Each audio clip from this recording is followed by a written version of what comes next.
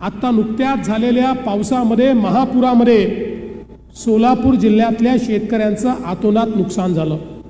पण मी खरोखर मनापासनं पालकमंत्री आणि आपल्या जिल्ह्याचे जिल्हाधिकारी आणि त्यांच्या सगळ्या टीमचं मनापासनं अभिनंदन करीन की या संकटामध्ये प्रचंड मेहनत ही त्यांनी या ठिकाणी केली आणि अतिशय शेवटच्या माणसापर्यंत जाऊन NDRFच्या मदतीने हेलिकॉप्टरने लोकांना काढणं, कुठलाही मृत्यू न होता लोकांच्या व्यवस्था करणं, ज्यांना घरे सोडावी लागली त्यांच्याकरता वेगवेगळ्या व्यवस्था करणं, या सगळ्या गोष्टी त्यांनी केल्या।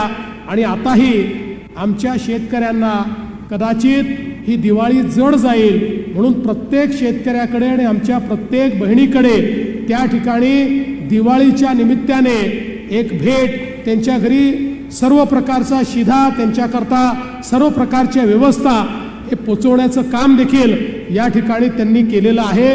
म्हणून त्यांचं मी अतिशय विशेष या निमित्ताने अभिनंदन करतो। बाजूला धाराशिवमध्ये देखील आमच्या प्रताप सरनाईक हे तिथले पालकमंत्री आहे, त्यांनी अतिशय चांगलं काम हे धाराशिवमध्ये केलं। आमचं सरकार हे ज्या ज्या वेळी शेतकरी अडचणीत असतो त्या त्यावेळी शेतकऱ्याच्या पाठीशी उभं असतो। आणि मला हे सांगताना आनंद वाटतो, शेवटी शेतकऱ्याचं जे काही नुकसान होतं त्याला जो मानसिक आणि आर्थिक त्रास होतो हा काही आपण कधीच सगळा भरून काढू शकत नाही। पण महाराष्ट्राच्या इतिहासामधलं सर्वात मोठं पॅकेज हे यावर्षी आपण शेतकऱ्यांकरता दिलं। 32,000 कोटी रुपये हे आपण शेतकऱ्यांना दिले आणि शेतकऱ्यांच्या खात्यामध्ये पैसे जाणं सुरू झालं। दिवाळीपूर्वी जास्तीत जास्त शेतकऱ्यांच्या खात्यात पैसे जातील, काहींना थोडे उशिराही मिळतील, पण आमचा प्रयत्न आहे हे सगळे पैसे या महिन्यामध्ये शेतकऱ्यांच्या खात्यामध्ये गेले पाहिजेत आणि पुन्हा एकदा आमचा शेतकरी हा आपल्या पायावर उभा राहिला पाहिजे, अशा प्रकारचा प्रयत्न आमचा आहे।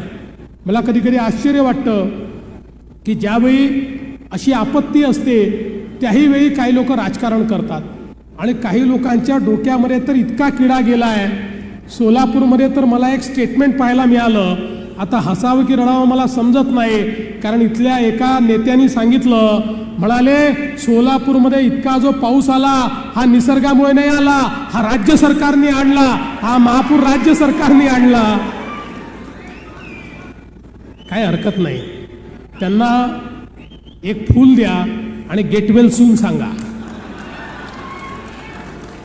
कधी कधी परिणाम होतो असा, म्हणजे मानसिक परिणाम असतो, त्यामुळे त्याचं फार काळजी करण्याचं कारण नाही। पण मी एकच गोष्ट त्यांच्यासहित सगळ्यांना सांगतो की हे सरकार कितीही आपत्ती आली तरी आपल्या शेतकऱ्यांच्या पाठीशी खंबीरपणे ठामपणे उभं राहील आणि आमच्या शेतकऱ्यांना पुन्हा उभं करण्याचं काम हे निश्चितपणे आम्ही करू, हा विश्वास या निमित्ताने मी देतो।